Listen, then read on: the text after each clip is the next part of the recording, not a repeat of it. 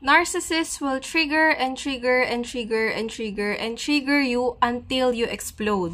And kapag sumabog ka na, ikaw na yan ang may kasalanan, ikaw na ang sumigaw, ikaw na ang nanakit, ikaw na ang abuser. And that's what you call reactive abuse. And while you are lashing out, ido-document nila yon. And they will use that as their proof kapag ini-smear campaign ka nila or kapag they will flip the script. Para maging kapanipaniwala yung kwento nila na sila ang victim, magpo-provide sila ng evidence.